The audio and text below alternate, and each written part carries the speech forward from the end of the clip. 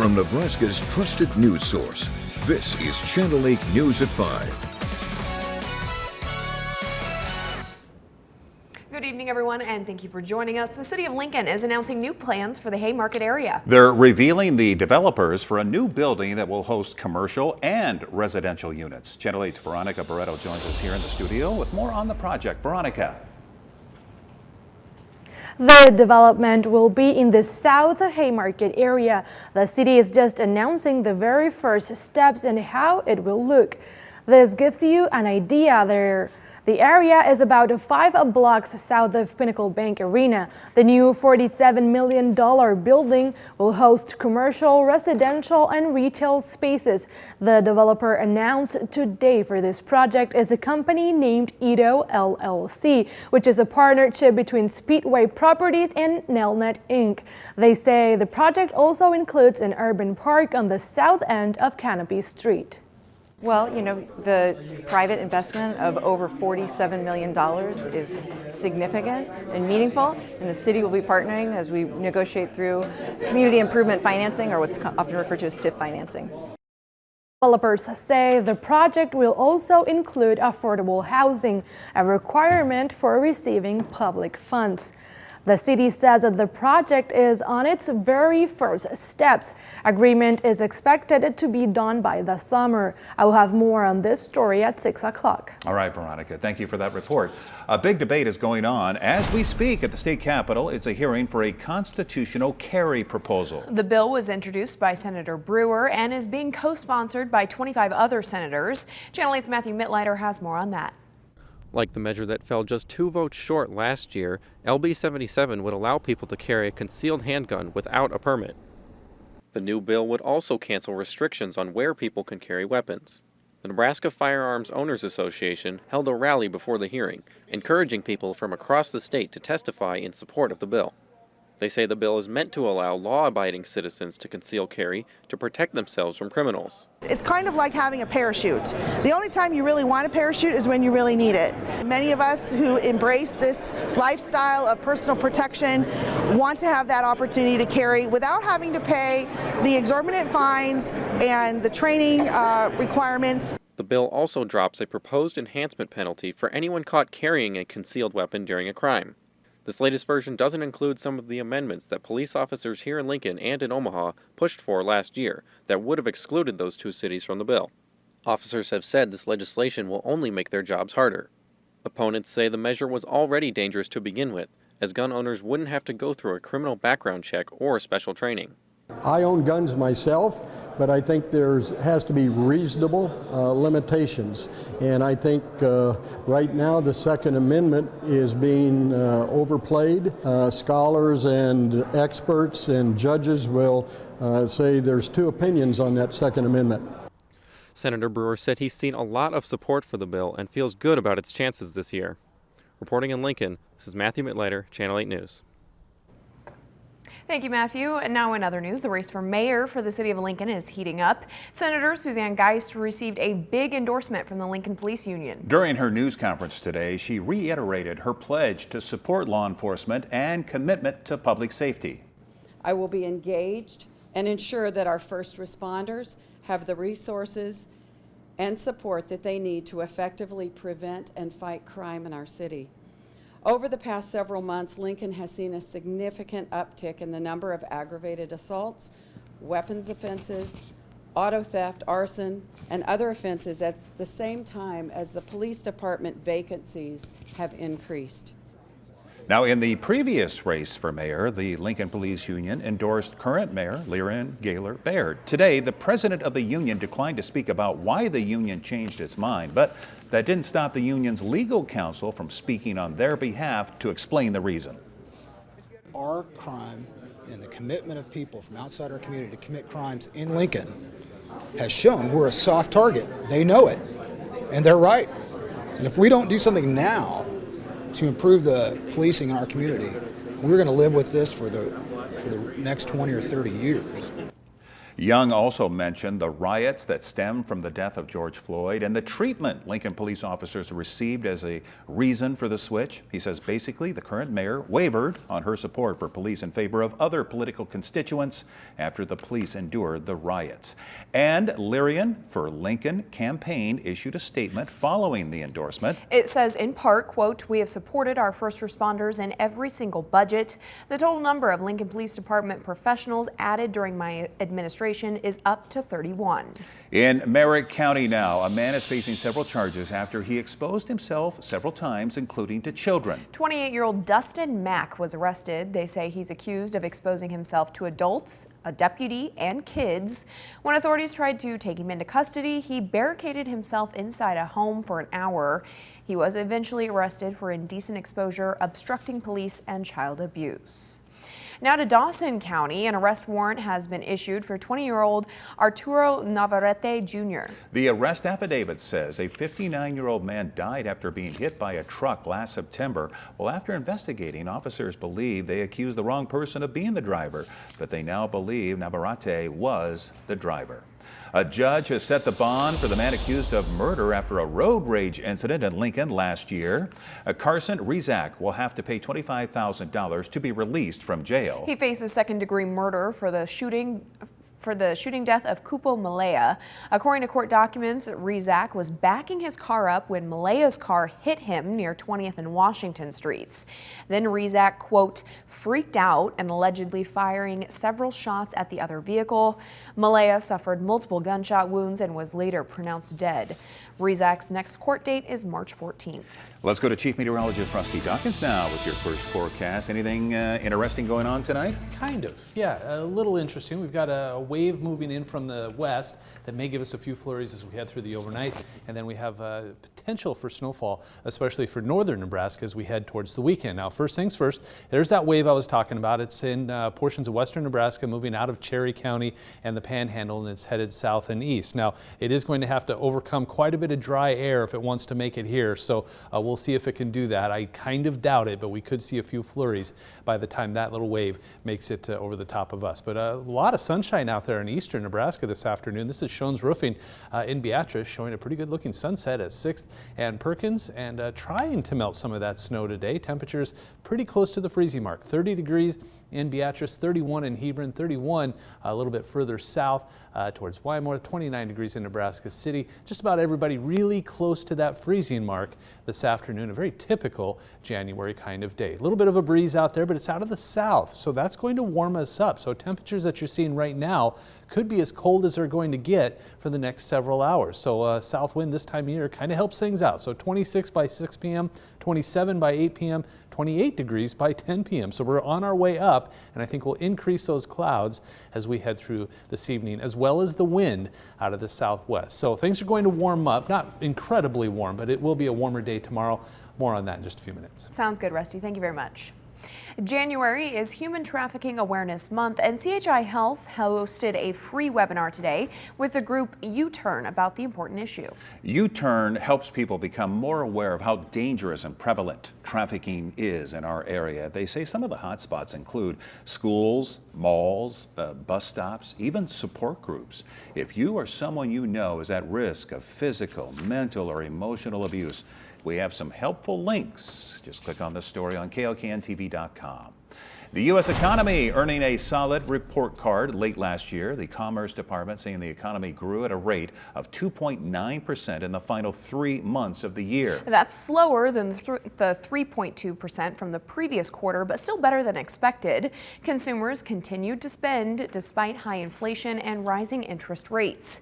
Consumer spending is one of the most important factors driving growth, accounting for 70% of economic activity.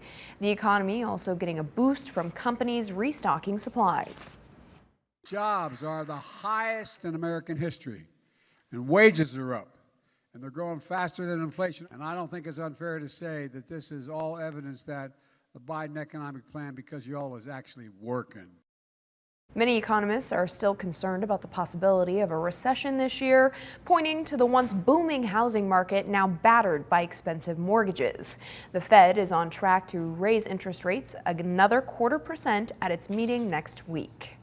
Another national news, Southwest Airlines expecting to face turbulent times, reporting the quarterly earnings are now in the red. The fourth quarter earnings loss coming after Southwest canceled nearly 17,000 flights during the holiday season. It says it cost them around $800 million, and it expects to take another financial hit in the first quarter of this year.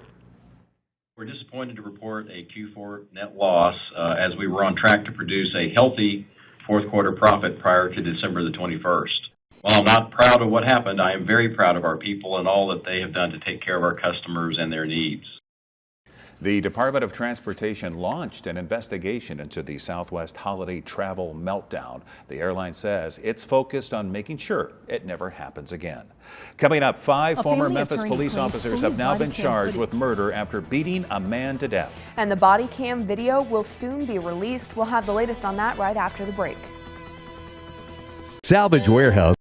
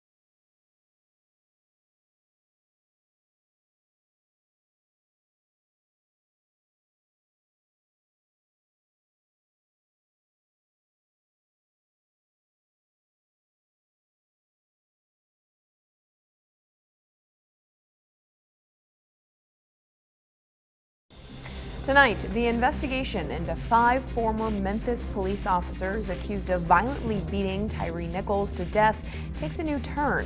All 5 of those officers have been booked into jail, each charged with second-degree murder and other charges. A family attorney claims police body cam footage shows the officers beat Nichols, nonstop for 3 minutes, kicking, pepper spraying, and tasing him as he cried out, "What did I do?"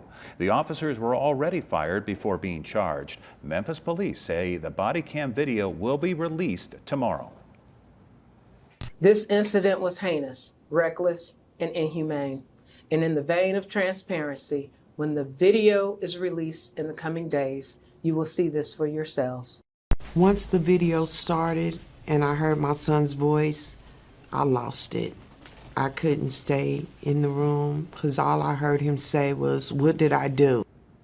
Now, law enforcement sources tell ABC News Memphis city officials and police are expecting demonstrators to take to the streets once that video is released. Again, that's expected later tomorrow, later in the afternoon, early evening. Some police leaders have even compared the video to the brutal 1991 LAPD beating of Rodney King. Now, your Storm Alert team forecast with Chief Meteorologist Rusty Dawkins. So we're getting close to the end of January, so I thought I'd take a look at where we're at now and where we've been in the past. Now, so far for this year, 2 inches. That's it for Lincoln in January, and normal is about 6.5. So I don't think we're going to get there. It might be close if we see something towards the end of the month, but I digress. Let's look at the last few years. Last year, we didn't see much snow at all, period, last season. 2021, that was when we saw that record, the second most snowfall in one day ever in Lincoln, so that explains that. And then the years previous to that, 5.5 inches fell in 2020. In 2019, to 9.7, so well above average there. And then kind of a quiet year in 2018 with 3.4. So up and down, up and down. There's really no rhyme or reason. It just kind of depends on what Mother Nature wants to do. But we could use some snow. The drought monitor out today, not much of a change. Still have the exceptional to extreme for northeastern, north central into southwestern Nebraska, and then moderate to severe for just about everybody else. So good news is there's a chance for snow exactly where that extreme is located at. Southeast Community College at 84th and O Street, a quiet, chilly, cool night, chilly. I have chilly on my mind. I'm not sure why. There's a story coming up, I think, that might explain that. 32 Southeast Community College, 31 East Campus, 31 also at the airport, 31 Yankee Hill Road.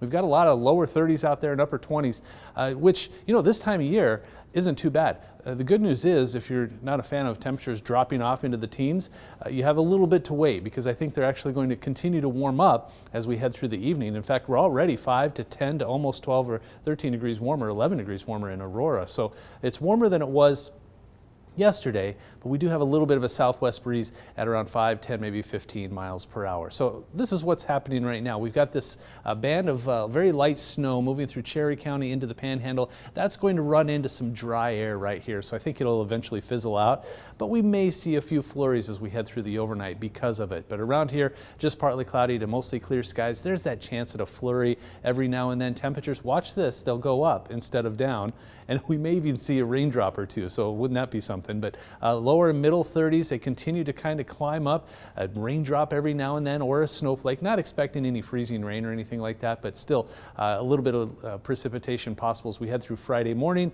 Then everything kind of clears out, and then if models aren't really good at saying what kind of cloud cover, but if this is what we see, wouldn't that be kind of cool? They're called street clouds. That would be very interesting to see if that actually happens, and then they kind of fizzle out as we head through Friday afternoon, and then more clouds start to increase as we head into Friday night in preparation for this potential snowfall, which Stormcast has mainly in the north central and northeastern Nebraska, but this may get down towards I-80, but the better chance to the north, so 4 to 8 inches there, 2 to 4, 1 to 2, and then most of central Nebraska along and just north of Interstate 80, about a trace to maybe an inch, including Lincoln, Omaha, Grand Island, and Hastings. So we'll keep an eye on that, but right now the better chance much further to the north and northeast, and a winter weather advisory in the Panhandle. So here's your forecast. Friday, 40 degrees, 30 for a high on Saturday, but I think temperature is going to drop very quickly. Saturday afternoon will likely drop into the teens, and that's where we're going to stay for a while. 13 on Sunday, 12 and 16 on Monday and Tuesday. So if we want to catch up to where we're supposed to be at for our average snowfall for January, we're going to have to see something either Saturday afternoon or Monday and Tuesday, because February starts on Wednesday, Groundhog Day on Thursday, and temperatures start to warm up as we head towards next weekend. But until then, a couple of chances for snow here and there. Yeah, I definitely would like to see some more snow. We need the moisture, but I'm wondering what the groundhog is going to see. You think he'll see his shadow? Unadilla Bill or Punxsutawney Phil? Let's go Bill. Okay. No Phil. Phil. Whichever one you want. Billy. Now, they retired Bill. It's now Billy. Oh, Billy. Female. Billy. Yeah. Oh, I.e. Mm-hmm. All right, well, we'll have to see what Billy and Phil see. Thanks, Rusty. A great day on Wall Street today. The Dow gaining 206 points.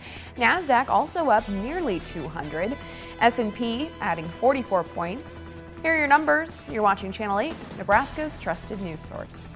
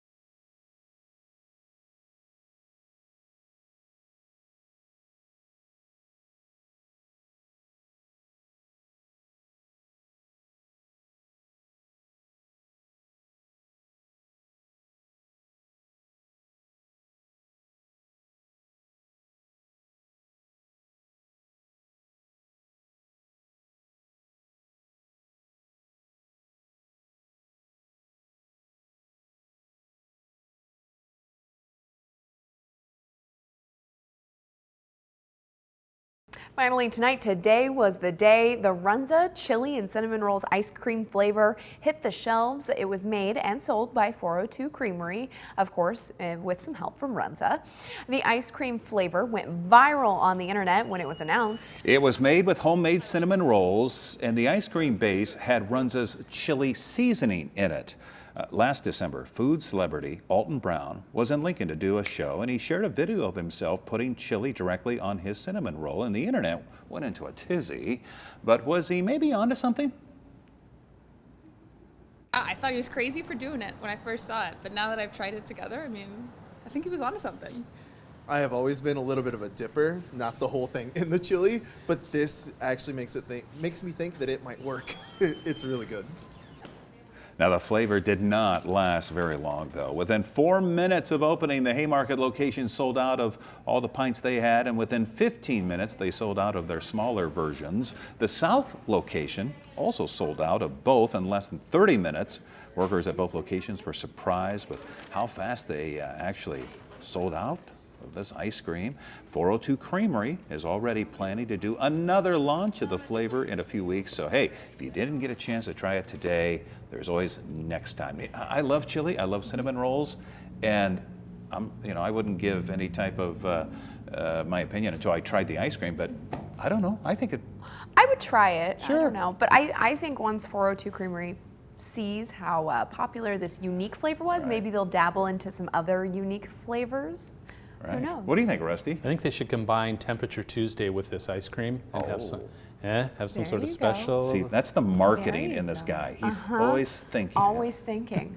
Be careful, man. Somebody's going to take you away from us because they're going to see that marketing mind. You just stay right here and tell us what the weather's going to be like. I'm stuck. Yeah, we've got chilly kind of forecast. Okay, sorry. I'll show myself out. We've got a nice looking evening going on right now. Just a little bit on the cool side with temperatures right around the freezing mark. If you like warmer temperatures, we're actually going to increase these temperatures ever so slightly as we head through the overnight. So we're not going to dip too much further. 31 degrees in Lincoln right now, 30 in Beatrice, 32 in Columbus, 29 in Aurora, 28 in York, and right at 30 in Norfolk. Notice the wind, though. It's coming out of the south and southwest at around 10 to 13 miles per hour. That's why we're going to warm up for the overnight. And there's also a little bit of a band of light snow trying to move in from western Nebraska. That's going to run into that dry air in central and eastern Nebraska, so it should fizzle out for the most part. Now, this is not associated with what's out there right now. This is for Friday night into Saturday. Chance for kind of a clipper system to move through, but it could drop 4 to 8 inches in north central and northeastern Nebraska, 2 to 4, then 1 to 10, and then closer you get to Lincoln, Grand Island, Hastings, North Platte, the less amounts you'll see, trace to 1 inch and maybe just a trace in southern Nebraska. So something we'll keep a close eye on. Your forecast for the next 3 days, 40 on Friday. So a warm-ish day on Friday with maybe a few flurries here and there, otherwise partly cloudy skies. That snow potential north. On Saturday, around 30 for the high, but I think Saturday afternoon the temperatures start to drop quickly down to 13 for a high on Sunday. All right. Thank you, Rusty, and thank you all for joining us. World News is next, and we'll see you back here at 6. With the Channel 8 News mobile app, you'll be the first to know. Get alerts about breaking news and weather, all in the palm of your hand. It takes time to make Amigos enchiladas. It's not the easiest way, just the best. Amigos has the faves you crave.